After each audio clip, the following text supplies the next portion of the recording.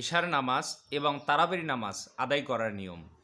পবিত্র মাহে রমজানে ইশার নামাজের সময় আর একটা অতিরিক্ত নামাজ পড়তে হয়, যেটা পড়া আল্লাহ সুবহানাহু ওয়া তাআলা সুন্নত করে দিয়েছেন, সুন্নতে মুআক্কাদা করে দিয়েছেন।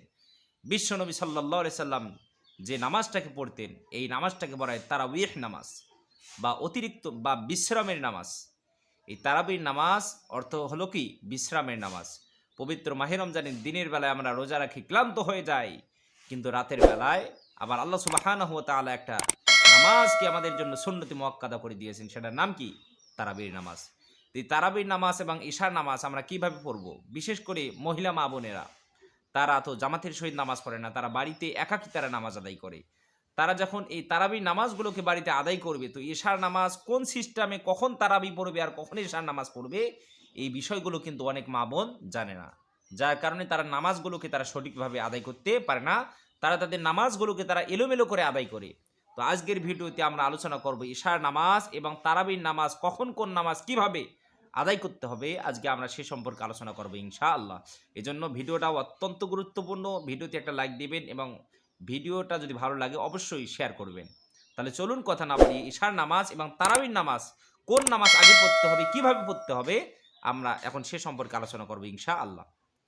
তো পবিত্র মাহে রমজানে মহিলা মা বোনগণ, আপনারা বিশেষ করে দেখবেন, তো আমরা যখন পবিত্র মাহে রমজানে আমরা যখন ঈশার নামাজ যখন আমরা আদায় করব, তো সর্বপ্রথম আমরা ঈশার 4 রাকাত সুন্নত আছে, সুন্নতে গায়রে মুআক্কাদা যেটাকে বলা হয়, আমরা সর্বপ্রথম ওই 4 রাকাত নামাজ আদায় করব। এই 4 রাকাত নামাজ আদায় করা সুন্নতে গায়রে মুআক্কাদা। রাসূল সাল্লাল্লাহু আলাইহি ওয়াসাল্লাম কখনো এই 4 রাকাত সুন্নত পড়তেন, আবার কি কখনো পড়তেন না। যেহেতু পবিত্র মাহে রমজান, এই কারণে আমরা এই 4 রাকাত নামাজ কোনো সময় পড়বো, আবার কি কোনো সময় পড়বো না।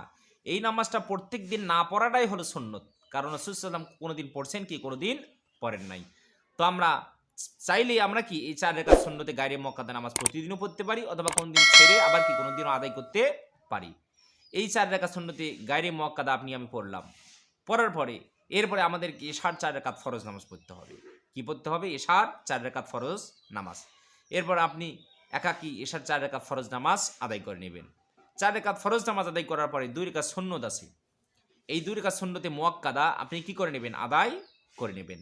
তাহলে 4 4 8 8 আর 2 কত হইল? 10 রাকাত হইল। এরপরে হলো 2 রাকাত নফল নামাজ। তাহলে 2 রাকাত সুন্নতের পরে কি করতে হবে? 2 রাকাত নফল নামাজ। আপনি চাইলে পড়তে পারেন, আবার কি চাইলে আপনি নাও পড়তে পারেন। তবে রাসূল সাল্লাল্লাহু আলাইহি ওয়াসাল্লাম যেহেতু বলেছেন পবিত্র মাহে রমজানের একটা নফল ইবাদত একটা ফরজের সমান, এই কারণে আমরা পবিত্র মাহে রমজানে কখনো আমরা কোনো নফল ইবাদতকে ছেড়ে দেব না ইনশাআল্লাহ। আমরা আদায় করার চেষ্টা করব যতটা সম্ভব, যথাসম্ভব আমরা এই নফলগুলোকে বেশি বেশি করে আদায় করার চেষ্টা করব। তাহলে প্রথমে 4 রাকাত সুন্নতে গায়রে মুআক্কাদা, তারপর 4 রাকাত ফরজ, তারপরে 2 রাকাত সুন্নত, তারপরে 2 রাকাত নফল। এই হলো মোট 12 রাকাত ঈশার নামাজ আদায় করার পরে এরপরে আপনাকে তারাবির নামাজ শুরু করে দিতে হবে। কি শুরু করে দিতে হবে? তারাবির নামাজ। তো তারাবির নামাজটা তারাবির নামাজের নিয়তটা আমরা এইভাবে করব, হে আল্লাহ, আমি 2 রাকাত তারাবির নামাজ আদায় করতেছি, আল্লাহু আকবার। এটা হলো তারাবির নামাজের নিয়ত। আমরা মনে মনে এভাবে কি করব? তারাবির নামাজের নিয়তটা করে নেব। তো তারাবির নামাজ মূলত 2 রাকাত করে আদায় করতে হয়। কয় রাকাত করে?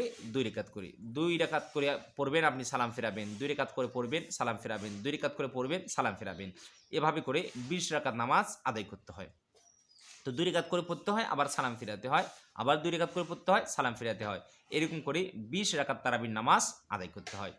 তো তারাবির নামাজ আপনার 20 রাকাত নামাজ আদায় করা শেষ হয়ে গেলে এরপরে আপনি 3 রাকাত বেতের নামাজ পড়তে হবে। তো বেতের নামাজ পড়ে, বেতের নামাজের আগে কি পড়তে হবে? তারাবির নামাজ। তো আমরা 3 রাকাত বেতের নামাজ আদায় করব। তো বেতের নামাজ কিভাবে আদায় করতে হয় আমরা সেটা সকলেই জানি। তো তারাবির নামাজের আগে আমরা কি করব? 3 রাকাত বেতের নামাজ আদায় করব। তো বেতের নামাজ আমরা 3 রাকাত আদায় করা হয়ে গেলে তারপরে আমরা কি করব? 2 রাকাত নফল নামাজ। তো 2 রাকাত নফল নামাজ এরপরে কি আমরা আদায় করে নেব। এভাবে আমরা পবিত্র মাহে রমজানে ঈশার নামাজ এবং তারাবির নামাজকে আমরা সুন্দর করে আদায় করে নেব ইনশাআল্লাহ। রব্বুল আলামিন আমাদের সবাইকে প্রত্যেকটা কথা বোঝার তৌফিক যেন দান করেন, বলি আমিন।